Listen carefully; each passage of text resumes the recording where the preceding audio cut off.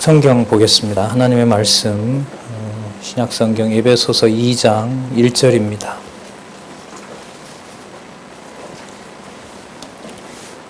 에베소서 2장 1절 말씀 보겠습니다.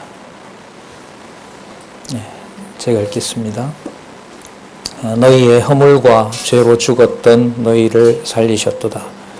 그때 너희가 그 가운데서 행하여 이 세상 풍속을 쫓고 공중의 권세 잡은 자를 따랐으니 곧 지금 불순종의 아들들 가운데서 역사하는 영이라. 전에는 우리도 다 그 가운데서 우리의 육체 욕심을 따라 지내며 육체와 마음에 원하는 것을 하여 다른 이들과 같이 본질상 진노의 자녀이었더니 3절까지 읽어드렸습니다. 우리 교재는 성경 강론 16권입니다. 8666페이지에 보시면 에베소서 2장에 대한 제목이 나와 있습니다. 우리 준비된 화면을 잠시 보고 우리 본문으로 들어가도록 하겠습니다. 보시면은 에베소서 교회의 진리를 통한 무장, 그 교회의 진리이다라는 말씀 지난주에 설명을 드렸죠. 교회라고 했을 때 진리를 먼저 생각하지 않으면 그건 교회가 아니다, 이렇게 좀 강하게 말씀을 드렸고요. 교회에서 진리라고 얘기할 때는 교회라는 생각과 관념이 없으면 그것 또한 올바른 진리가 될 수 없다. 자, 이 두 가지를 모두 분명하게 보여주고 있는 내용이 에베소서다. 물론 이제 성령께서 세우신 말씀으로 세우신 교회를 이제 무장시키는 내용으로 우리는 지금 살펴보고 있습니다. 1장과 2장 중에 지난번에 신약교회 설립의 기초를 살펴봤고요. 오늘 2장 내용부터 시작하겠습니다. 그러면 신약교회를 설립해 주신 바로 그 기초 이외에 어떤 실제적인 일들이 일어나느냐, 이것을 우리가 먼저 2장 1절에서부터 10절까지 죽은 자를 살려서 세운다. 이때 죽었다는 말은 영적으로 죽은 거죠. 그러니까 우리가 죽었다 살았다라고 하는 그런 개념으로는 접근할 수 없는 개념입니다. 이건 물론 기록한 말씀, 앞부분에 나타난 말씀을 따라와야 이해가 되는 부분이죠. 먼저 2장 1절에서부터 3절에 보시면 허물과 죄로 죽었던 시대의 상태 및 그 행위에 대해서 알려줍니다.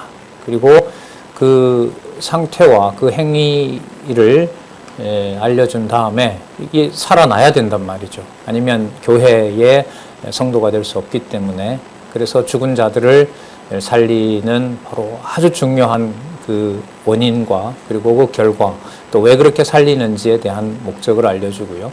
그리고 이제 구원, 창세전 그리스도 안에서 하나님께서 하나님 자녀 삼으신 바로 그 구원에 대한 성격과 연관을 짓는 거죠. 그러니까 이게 전부 눈에 보이는, 인간들이 보는 귀와 눈으로는 알 수 없는 사실인 거죠. 이 말은 곧 교회 무장이라고 했을 때 이 무장이 이 땅에 속한 방식으로 이루어지는 무장이 아니라는 겁니다. 당장 이 편지의 배경을 보시더라도 바로 에베소서, 빌립보서, 골로새서가 무슨 서신이라고 하죠? 옥중서신이라고 하잖아요. 그러니까 온몸과 그 발에 족쇄가 채워져 있는데 바로 그 상황에서 바로 무장이라고 말하는 것은 불가능한 얘기인 겁니다. 자, 그러면 어떤 방식의 무장을 말하느냐? 그리고 교회는 어떨 때는 무장이 되고 어떨 때는 무장이 안 될까요? 아니면 그리스도가 통치하시는 교회는 항상 무장이 되어 있을까요? 무장이 되어 있는 것을 모르는 거죠. 그렇기 때문에 감옥에 갇혀 있는 바울이 불쌍한 겁니다. 그리고 바울이 봤을 때 자기가 없기 때문에 그리스도가 통치하신다는 것을 빼고 저렇게 애쓰고 왔는데 에베소 교회가 저렇게 속절없이 이단에 또 그릇된 진리에 무너지는구나 라고 하는 것을 바울이 이 글을 쓰면서 그렇게 또 생각한다면 그 역시 성경에서 말하는 그리스도가 통치하는 무장과는 해당이 되지 않는 겁니다. 그러니까 성경을 기록한 말씀대로 모든 개념과 모든 문장에서 하늘에 속한 땅과 대조를 이루면서 땅과 섞이지 않는, 그걸 우리가 거룩이라 그러잖아요. 거룩한 말씀이라는 말이 뭐냐면 보고 듣고 느끼는 이 세상에서 감각기관을 통해서 다가오는 방식으로 하나님의 교회를 설명할 수가 없다는 겁니다. 설명할 수 있다면은 에베소서에 나타난 대로 그것은 바로 무장 해제된 상황처럼 보이는 거지만 그리스도가 통치하는 교회는 항상 무엇이 되어 있다? 무장이 되어 있다. 이게 약속의 말씀이라는 거죠. 그러면 이제 이게 약속의 말씀이기 때문에 항상 이 진리의 말씀으로 교회를 무장시켜 주신다는 것을 하나님께서 이루어 가신다는 것, 그걸 에베소서에서 확증을 해주고 있는 겁니다. 자, 그러면 본문으로 들어가서요. 심오한 신약교회의 설립의 그 실체에 대해서 살펴보도록 그렇게 하겠습니다. 우리 1장 23절에 보면 놀라운 말씀이 나와 있죠.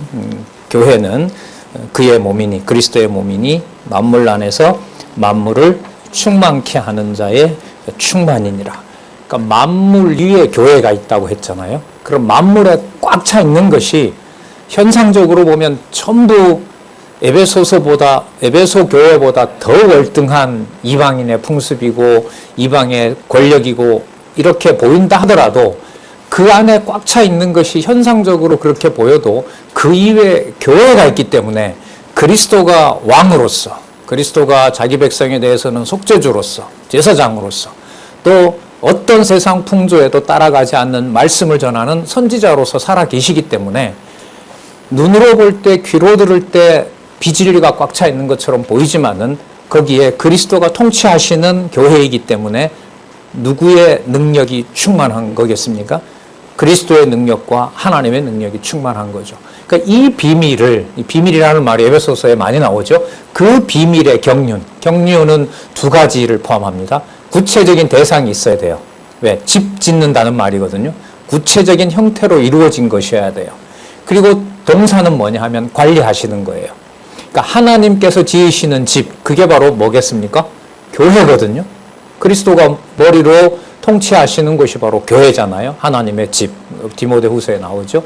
그 집을 하나님께서 자기 백성들을 이방인들과 함께 통치하신다고 하는 내용이 바로 신약교회를 설립한다는 내용하고 직결되는 것입니다. 그래서 구체적인 대상인 하나님의 집과 그 집을 하나님의 방식대로 하나님의 주권적인 능력으로 세워가시고 또한 운영하신다는 것, 그 비밀을 깨닫는 것이 바로 뭐냐 하면 무장인 거예요. 그게 바로 교회의 진리를 통한 무장이에요.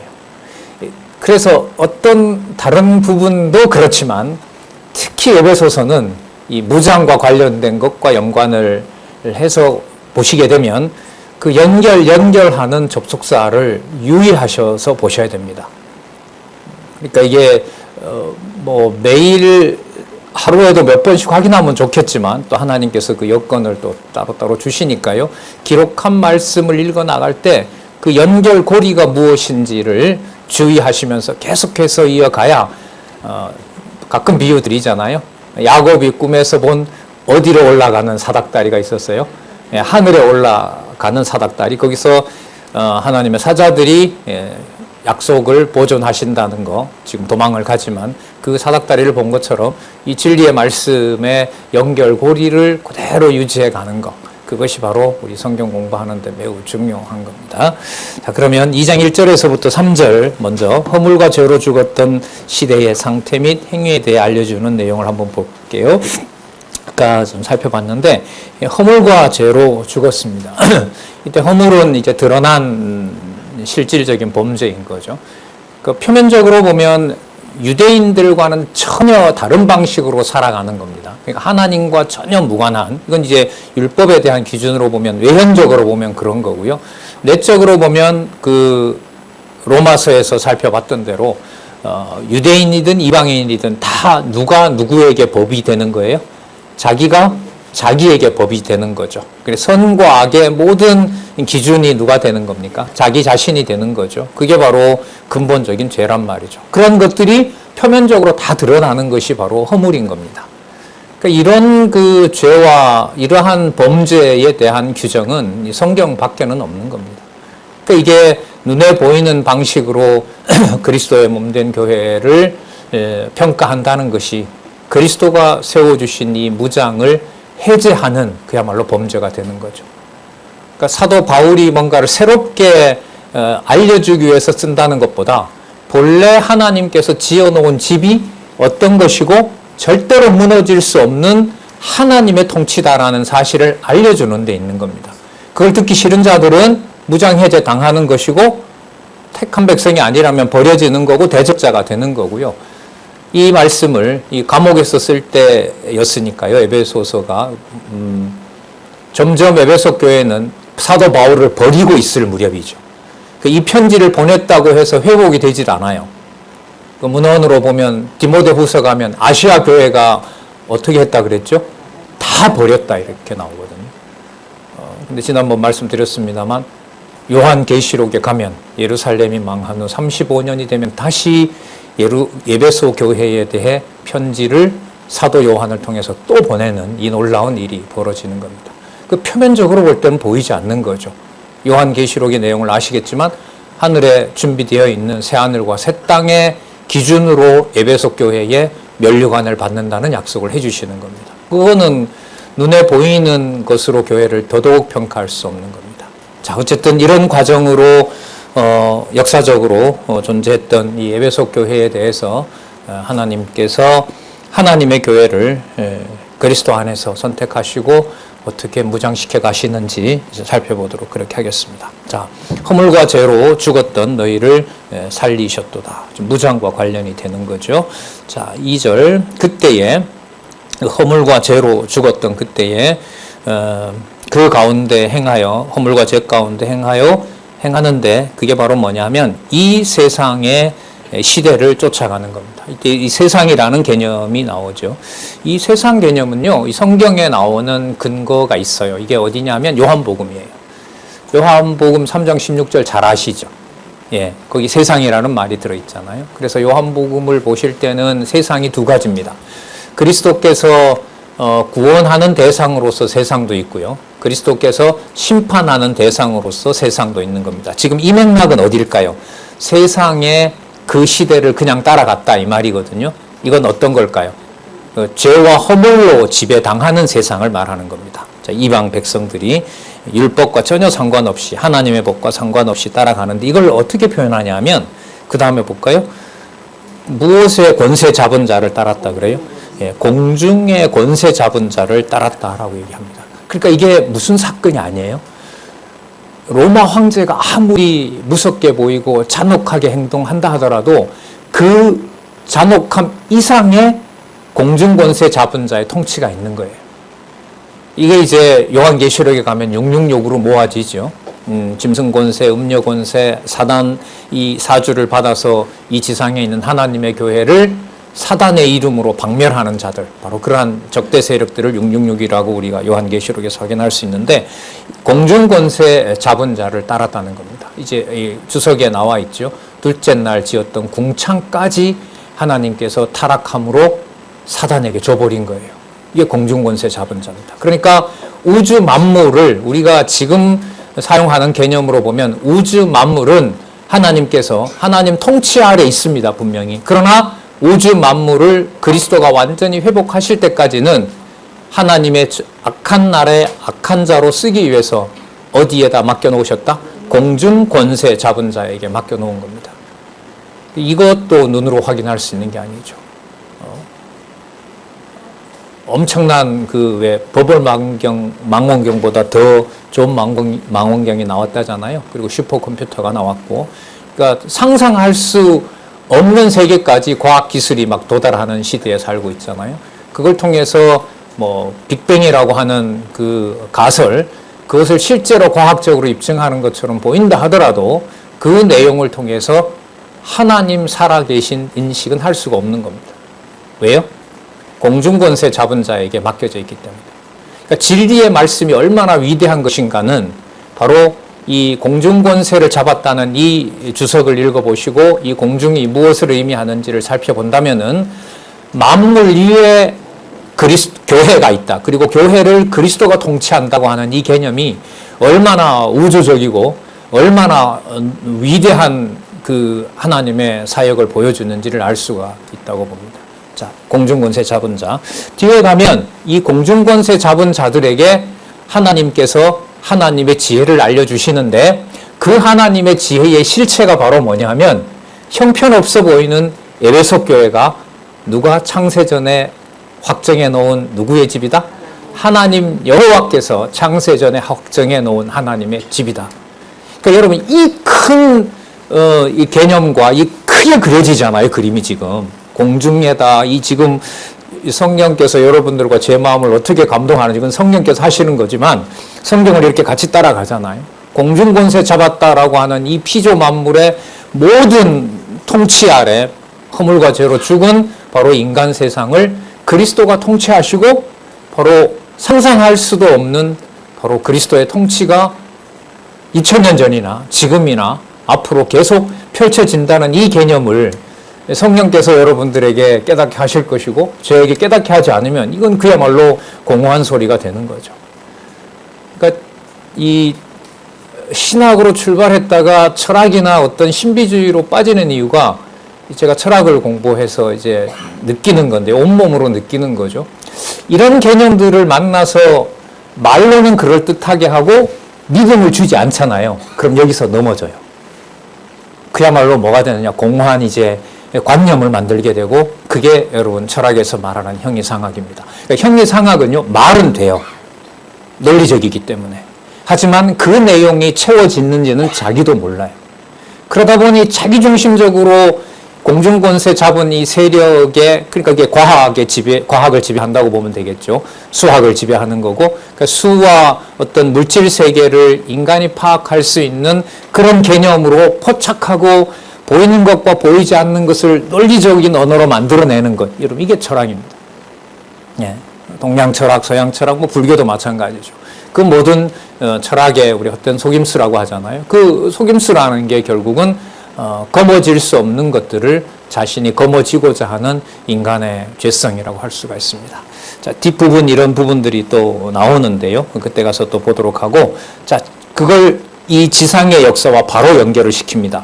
곧 그 공중권세 잡은 자를 따랐는데 그 공중권세 잡은 자의 이 역사가 어떻게 드러나느냐? 불순종의 아들들 가운데 역사하는 거예요. 불순종의 아들이라고 하면 타락한 인간 세상인 거죠. 여기는 유대인이건 이방인이건 로마서를 우리가 지나왔기 때문에 구분할 필요가 없습니다. 예. 그러니까 이 범위가 엄청 넓잖아요. 사도 바울에게 준 계시는 과학을 뛰어넘어서 삼층천까지 갔으니까 공중권세 잡았다라고 했을 때는 공중권세를 잡았다고 했을 때는 사도 바울의 보여준 삼층천으로 보면 적어도 우리가 생각하는 과학 이상의 인간의 타락상, 우주 만물의 타락을 사도 바울은 감지할 수가 있는 거죠. 왜냐하면 궁창을 넘어서 어디까지 보여줬으니까. 예, 3층천에 준비되어 있는 나라까지 보여줬기 때문에. 그런데 여러분 이걸 과학과 비교해서 비과학이다 이렇게 접근을 하면 뭐 이해할 수가 없는 거죠. 자, 계속 볼게요. 구체적으로 불순종의 아들들 가운데 역사하는 영이다. 자, 그런데 전에는 우리도 그 사도 바울뿐만 아니라 에베소 교회 성도들도 다 그 가운데 우리의 육체의 무엇을 따라? 욕심을 따라. 그 욕심이 여러분 선악을 자기 마음대로 하나님과 같이 되고자 하는 그 마음의 상태를 우리가 죄라고 하잖아요. 죄성이라고 한단 말이죠. 그럼 이 욕심이 육체의 욕심이라고 하는 게 공중권세를 잡은 자니까 보고 듣고 느끼고 하는 모든 것들을 누구 기준으로 그냥 버려두면 그리스도의 교회를 누구 기준으로 평가하는 걸로 드러날까요? 사람의 기준으로, 인간의 기준으로 평가하는 것이 바로 육체의 욕심을 따라 지내는 겁니다. 그러니까 여러분 지금 이 배경을 아시겠지만 지금 에베소 교회에 보내는 편지가 이게 초기가 아니에요. 이게 이미 3년 동안 가장 오래 이방 교회를 강론한 곳이 바로 에베소 교회잖아요. 여기를 떠나서 지금 로마에 갔는데 문제가 생긴 거 아니에요. 그럼 이 교회를 3년이나 그렇게 모든 공을 들여서 가르쳤는데 사도 바울이 이른바 목회가 실패한 겁니까? 근데 이 질문이 지금 잘못됐어요. 그러니까 누가 실패했냐 이렇게 제가 물었어요. 사도 바울이 실패했느냐 이렇게 되면 교회의 머리 대신 그리스도가 우주 만물을 통치하고 공중 권세 잡은 자를 통치하고 있다라는 말에 들을 여지가 있어요, 없어요? 없어요. 그러니까 누가 실패했느냐 이렇게 물음으로 바울이 실패했습니까? 이렇게 물으면 그래서 여러분 성경에서 주어를 찾는 일이 주어를 이어가는 일이 그렇게 중요한 일인 겁니다. 자, 볼게요. 육체의 욕심을 따라 지내며 육체와 마음에 원하는 것을 하여 육체와 마음이 다 합하여서 다른 이들과 같이 근본적으로 본질상 어떤 자녀였다? 진노의 자녀였다. 그러면 야 사도 바울이 가르치고 가도 별 수 없어. 봐. 사도 바울이 흔적이 거의 없잖아. 교회가 이렇게 어지러워지고. 그러니까 사도 바울이 가르친 그 진리의 말씀이 효력이 없어. 여러분 이 평가가 자신이 스스로 어떤 자녀임을 폭로하는 자백하는 일이 되죠. 본질상 진노의 자녀임을 폭로하는 겁니다. 그러니까 누구 기준대로 교회를 평가하니까. 여러분이 막연한 세상 얘기가 아니에요, 이게. 이 편지를 받는 분들이 누구예요? 수신자가? 하나님이 아니죠, 수신자가. 사도 바울의 이 편지를 받는 분들이 누구예요? 본인이 가르쳤던 에베소 교회 성도들이에요. 자, 그렇게 그 성도들이 그 편지를 받고 이 사도 바울의 편지를 사도 바울이 보낸 편지로 안다면은 이것은 누가 보낸 글밖에 안 돼요? 사도 바울이 보낸 글밖에 안 돼요. 그러니까 바울이 보낸 글밖에 안 되는 거죠.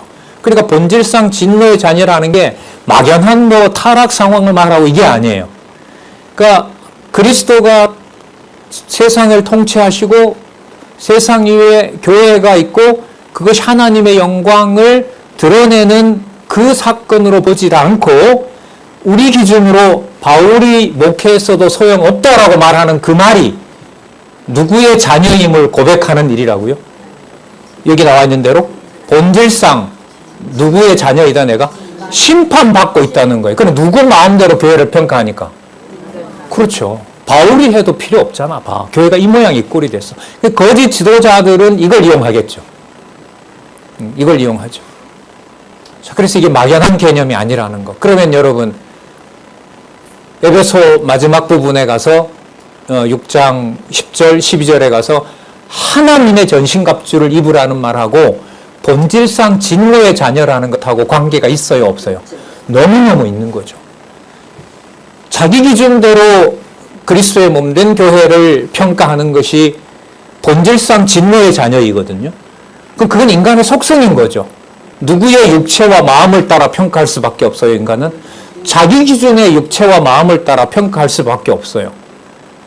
그러면 그리스도의 교회를 누구 마음대로 평가하게 돼요? 자기 마음대로 평가하죠. 그러면 이걸 바울이 보낸 편지라고 생각하고 바울이 권면한다고 생각하고 그렇게만 받아들인다면 그거는 말씀을 따라가는 것이 아니라 누구의 말을 따라가는 일이 돼요? 바울의 말을 따라가죠. 반대로 바울에게 만약 내가 이렇게 공들여서 전했고 이렇게 내가 이 감옥에서도 내가 이렇게 보내는 편지에 저 성도들이 호응을 안 해주면 되나? 저 사람들은 내 편지를 꼭 봐야만 돼. 이렇게 말하는 것도 누가 통치하는 교회를 순간 잊어버리는 거예요? 그리스도가 통치하는 교회를 잊어버리는 거예요. 그래서 이 성경 신학을 공부하면서 성경을 봐가면서 인간적으로 괴로웠던 게 뭐냐면 논리적인 개념은 연결되는데 공허한 거예요. 관념 같아요. 너무 멀리 있어요. 그래서 이런 말씀을 좀 강조를 드리는 거예요. 본질상 진노의 자녀라는 게 멀리 있는 개념이 아니라 여기는 반드시 가정교회가 들어가죠. 그리스도가 통치하는 가정교회에서부터 내 기준의 평가와 내가 느끼는 것으로 교회를 평가하는 것이 어디 아래 있는 자임을 드러내는 거라고요? 본질상 진노의 자녀라는 사실을 드러내는 겁니다. 그러면 에베소서의 주제, 교회의 무장은 진리의 말씀으로 반드시 누가 무장시켜줘야? 본질상 진노의 자녀에서 벗어날 수 있다? 하나님께서, 성령께서 이렇게 되는 겁니다. 자, 볼까요? 본질상 진노의 자녀였더니 그 다음 보겠습니다. 4절 어디에 풍성하신 하나님이? 예, 긍휼에 풍성하신 하나님이, 자, 하나님이 우리를 사랑하신, 자, 과거죠? 언제 사랑하셨어요? 예, 창세전에. 누구 안에서? 그리스도 안에서. 자, 계속 나온다고 했죠. 1절에, 1장에 우리를 사랑하신 그 큰 사랑으로 인하여. 자, 이게 이제 근거가 요인이 되는 겁니다. 하나님의 큰 사랑, 긍휼에 풍성하신. 여러분, 긍휼에 풍성하다는 건요, 시편 전체 다 들어가도 돼요. 이 긍휼이라는 말이 헤세드라는 말인데, 자비와 긍휼 이렇게 말하잖아요. 이 긍휼에 풍성하다라고 하는 것을 성경적 근거를 대라고 하면 시편 1편에서부터 150편을 다 넣으시면 돼요. 무슨 성이 나타나죠? 신실성. 맞죠? 예, 복 있는 자로부터 시작해서 마지막 여호와를 호흡 있는 자마다 찬양하라로 끝나는 바로 그 시편의 말씀의 핵심을 우리가 긍휼에 풍성하다고 보시면 돼요. 그럼 이때 신실하신 분이잖아요. 그럼 언제 언약하신 대로 반드시 이루신다는 거죠? 창세전에. 그러면 에베소 성도들에게 비밀을 알려줬어요. 언제 누구의 백성 되었다? 창세전에 하나님의 백성 된 사건이다. 따라서 그리스도가 통치하는 이 교회는 우연적으로 세워진 것이 아니라 어떤 일이 벌어지더라도 창세전에 그리스도 안에서 확정된 교회는 절대로 흔들릴 수가 없다. 우리가 생각하는 시간과 공간의 구애를 받고 안 받고 이런 문제가 아닙니다. 이걸 뛰어넘는 문제인 겁니다. 자, 계속 볼까요? 5절에 보시면 허물로 죽은 우리를 그리스도와 함께 살리셨고, 그리스도와 함께 사신 사건은 부활입니다. 그리고 앞부분에 나타난 내용이 이제 연결이 돼야 되겠죠. 그는 뭐와 뭐를 통일시키는 주로 삼으셨다고요? 하늘과 땅을 통일시킵니다. 좀 이야기가 공중권세 잡은 자가 나왔으니까요. 여러분, 하늘과 땅을 통일시키는데 아담 타락 이후에 하늘과 땅을 지나가야 되는 이 궁창, 이 주석에 의하면 궁창이 공중이거든요. 그럼 그 궁창을 누가 맡고 있어요? 하나님이 맡고 있어요. 아까 누가 잡고 있어요? 공중권세 잡은 자가 잡고 있잖아요. 그럼 이 공중권세 잡은 자를 누구의 능력으로만 이 심판하고 없앨 수가 있어요? 하나님의 능력으로 하실 수가 있는 거죠. 지금 읽은 말씀과 연관시키면 우연히 그렇게 된 걸까요? 창세전에 작정하신 대로 그렇게 하신 걸까요? 그 속성은 어떤 분이에요? 긍휼에 풍성하신 하나님, 이렇게 되는 거죠. 자, 계속 볼게요. 긍휼에 풍성하신 하나님이 우리를 사랑하신 그 큰 사랑을 인하여, 자, 사랑 나왔네요. 아가페, 자비성. 예, 그 아가서 큰 사랑을 인하여 허물로 죽은 우리를 그리스도와 함께 살리셨고. 자, 그러면 부활 사건인데 이 사건이 지금 이방인하고도 관계가 되거든요. 여러분들과 저에게도 관계가 돼요. 어떤 사건이었느냐? 에베소서에는 공중권세 잡은 자가 나를 건들 수 없도록 창세전 하나님의 자녀로 선택한 그 영을 살려서 상상도 할 수 없는 공중권세를 뛰어넘어서 누구 안에 있는 자로 확정해 놨다는 거예요. 창세전에 그리스도 안에 있는 하나님의 상속자로 확정해 놓았다는 거예요.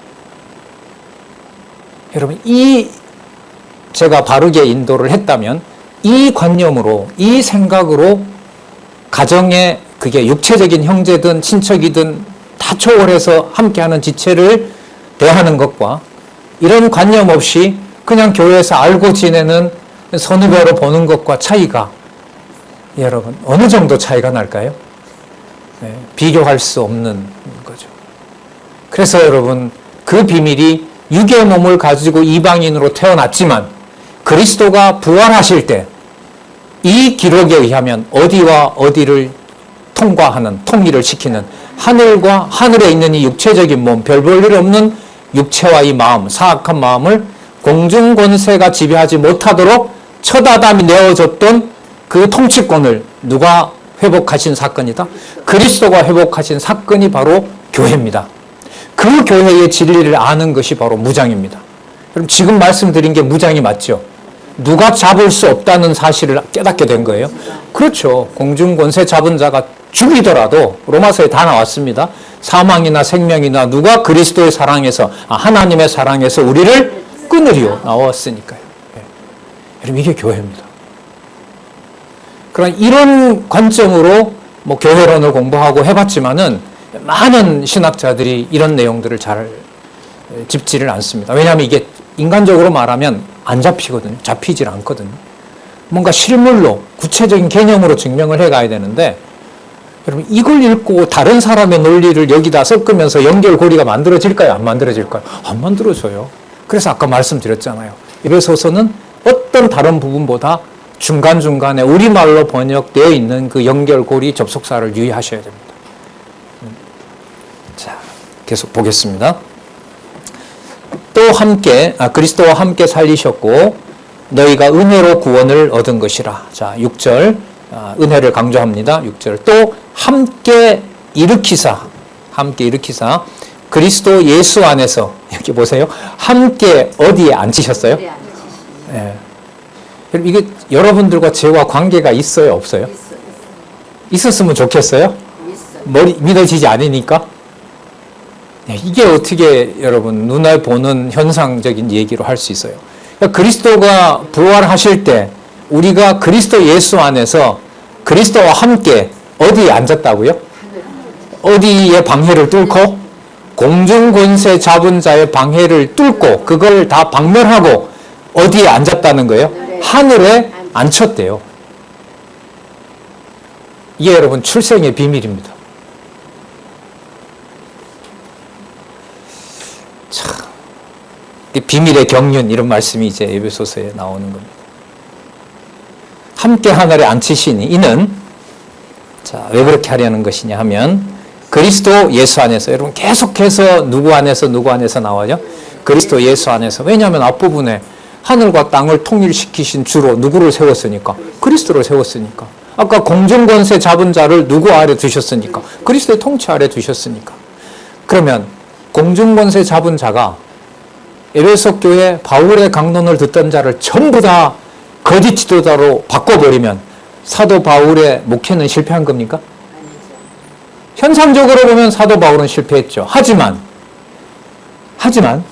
그리스도와 함께 하늘에 앉히신 하나님의 능력은 변함이 있습니까? 없습니까? 없습니다. 그러면 누구 기준대로 교회는 세워지는 겁니까? 하나님 기준대로 세워지는 겁니다. 그 비밀을 사도 바울로 하여금 에베소서에서도 이렇게 기록하게 해서 알려주는 겁니다. 예. 우리에게 자비하심으로 그 은혜의 지극히 풍성함을 오는 여러 세대에 나타내려 하심이라. 사도 바울이 기록한 이후 2000년 교회사가 흘렀습니다. 어느 과정은 교회가 진리의 말씀으로 다스려질 때도 있었고요. 타락했을 때도 있었고요. 어제 이제 저도 발표했습니다만 유럽으로 로마로부터 시작한 기독교는 그야말로 진리와 점점 멀어지는 일들이 벌어졌습니다. 서방에 있는 가톨릭이든 동방에 있는 러시아 이런 정교회, 그리스 정교회라 그러죠. 거기에 진리의 말씀으로 통치하는 역사가 없었습니다. 적어도 16세기까지. 그러니까 1000년 이상요. 그러면 그 1000년의 역사가 공중권세가 승리한 역사입니까? 아니죠. 그러면 그리스도 예수 안에서 우리가 하늘에 함께 앉힌 사건이 무효가 된 사건입니까? 그러니까 중세교회를 타락한 역사다라고 말할 때 그 타락의 의미는 성경적인 의미보다는 누가 평가하는 개념이 강해요? 우리가 평가하는 개념이죠. 물론 기독교 사실의 면도 없지 않아 있습니다. 그래서 무엇을 말씀드리려고 하냐면 교회의 무장, 그러니까 교회로서 깨닫는다는 것은 지금 여기 있는 대로 공중권세가 통치할 수 없는 누구의 영원한 승리를 이미 확정하고 있다는 거죠. 그리스도의 영원한 승리를 확정하고 있고 성도들도 그가 부활할 때 누구 옆에다 앉혀버렸어요? 예, 그리스도 안에서 함께 하늘에 앉혀서요. 계시록에 가면 나오잖아요. 그리스도와 함께 이 세상을 뭐 한다 그러죠? 함께 통치한다 그러죠. 세세 무궁토록 통치한다는 말씀이 나오거든요. 그러면 이렇게 말씀드려도 될까요? 교회, 가정교회를 포함해서 교회는 항상 그리스도 안에서 승리하고 있습니다. 이렇게 말해도 될까요? 예. 그건 이제 여러분들이 과연 그래? 이걸 에베소서, 적어도 지금 에베소서 보고 있으니까요. 에베소서를 따라가면서 확인하시고 하나님께서 주시는 가정교회 상황, 만나시는 분, 지체들과의 관계에서 무장은 절대로 해제되지 않는다. 하늘에 앉히신 그리스도가 공중권세를 통치하는 이 그리스도의 능력은 절대로 흔들림이 없다. 이걸 같이 확인해 가도록 하시겠죠, 하나님께서. 자, 조금 더 볼까요? 오는 여러 세대에 나타내려 함이라. 그래서 지나온 2000년 역사를 에베소서 오늘 이 2장에서부터 지금까지 살펴본 말씀으로만 보더라도 교회사의 평가는 누구 중심의 평가여야 된다? 그리스도 중심의 평가여야 된다. 그리고 그 교회는 요한계시록에서도 약속하고 있지만 무장뿐만 아니라 반드시 뭐 하도록 되어 있다? 승리하도록 되어 있다. 자, 조금만 더 보겠습니다. 8절에서부터 10절 구원에 대한 성격과 이유 및 그 최종 목적에 대해서 알려주는데요. 너희가 그 은혜를 인하여, 자 여기 그 은혜라고 또 나오지 않아요? 그럼 그 은혜가 어떤 은혜예요? 앞에 본문으로 구체적으로 들어가면 누구와 함께 어디에 앉힌 누구? 그리스도와 함께 하나님의 보좌 옆에 앉은 에베소 교회 성도들뿐만 유대인뿐만 아니라 에베소 모든 성도 또 들어가야 돼요. 바울 당시뿐만 아니라 오는 세대라고 했으니까 우리 기준으로 보면 또 뭐한 세대예요? 다시 올 세대까지. 다시 올 세대까지. 그러니까 그리스도가 최후 심판하시러 오실 때까지 여러분 이런 생각을 가지고 때를 얻으나 못 얻으나 전도한다는 게 여러분 가능하게 되는 거예요. 교회가 항상 뭐 될 수 없으니까 무장 해제 당할 수는 없으니까. 그러면 여러분 이 아이디어와 이러한 내용의 이 진리는 성경 밖에서 얻을 수가 없어요. 몇 구절만 가져와서도 못해요. 못해요. 그러니까 좀 그 속도로 보면 느리지만 연결과 확인으로 본다면 이제 뭐 총서가 여러분 다 나와 있으니까요. 확정이 되어 있기 때문에 하나하나 확인해 나가는 일이 이제 여러분들과 저에게 남아있는 또 이 시대에 함께하는 우리 동력자들과 다음 시대에 자라는 우리 차세대들, 후배들에게 이렇게 말씀을 공부해 갈 수 있도록 안내해 주는 것이 우리의 바람이죠. 자, 오는 세대에도 약속되어 있는 어디에 속한 비밀요? 창세전. 하지만 그리스도의 부활과 함께 이미 아버지 보좌 우편에 그리스도와 함께 세상을 통치하는 이 영원한 통치, 이 권세를 우리가 오는 세대에도 꼭 알려주고 싶은 거죠. 너희가 그 은혜를 인하여, 그 다음 또 볼게요. 무엇으로 말미암아? 믿음으로 말미암아. 그럼 여러분 이때 믿음은 앞부분의 내용으로 봤을 때 허물과 죄로 죽은 우리들 내에서는 나올 수 있어요? 없는 거죠. 그럼 이때 믿음은 전적으로 뭡니까? 선물이어야 되죠. 이거 어디서 살펴봤어요? 에베소서 앞에 뭐 있었죠? 은혜의 복음으로 양육. 갈라디아서에서 살펴봤잖아요. 권위로, 본문으로, 개념으로 이게 성경에 쫙 연결되는 거, 이게 성경신학의 공부의 핵심이 아니겠습니까? 믿음으로 말미암아 구원을 얻었나니 이것이 땅원의 여기에 너희 누구에게서 난 것이 아니요 너희에게서 난 것이 아니요 허물과 죄로 죽었는데 그리스도와 함께 부활에 우리가 조금 공이 있어요? 예수님 부활할 때 우리가 조금 도와줬잖아요.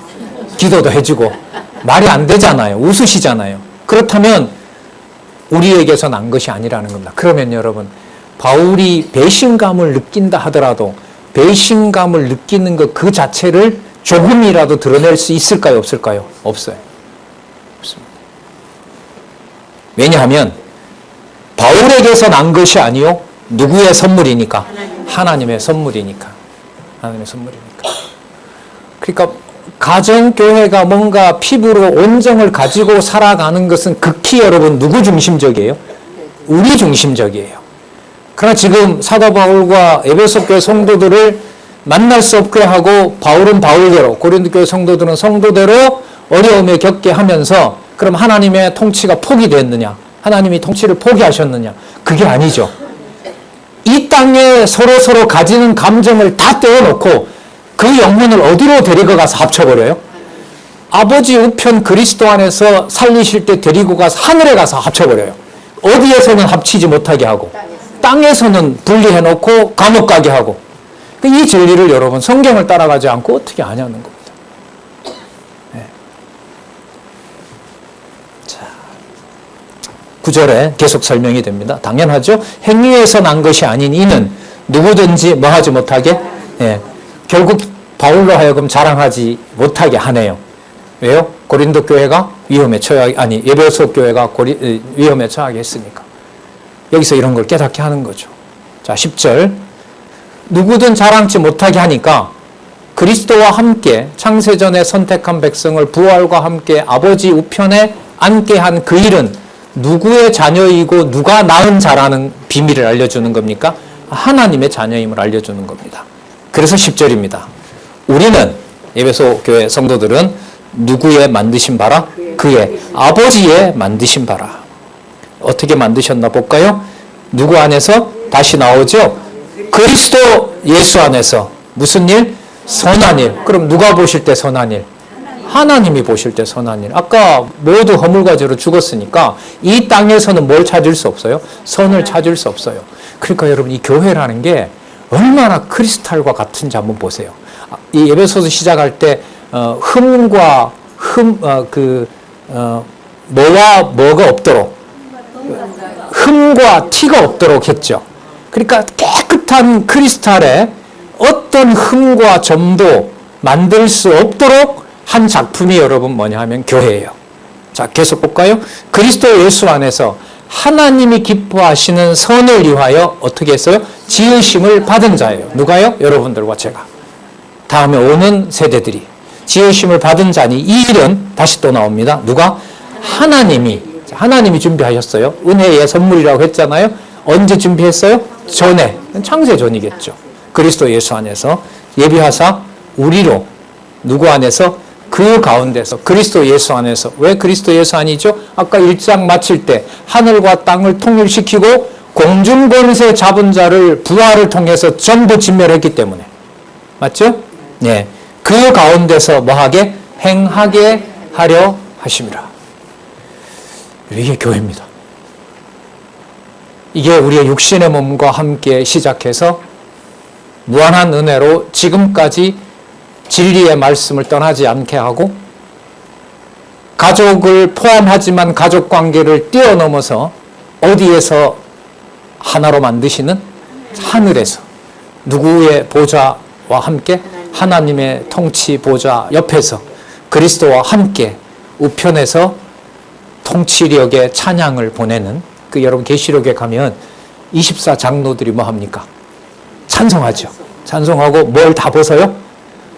고생했다라고 해서 머리에 씌워진 면류관을 전부 하나님한테, 이 은혜의 영광을 하나님께 돌리는 거거든요. 예.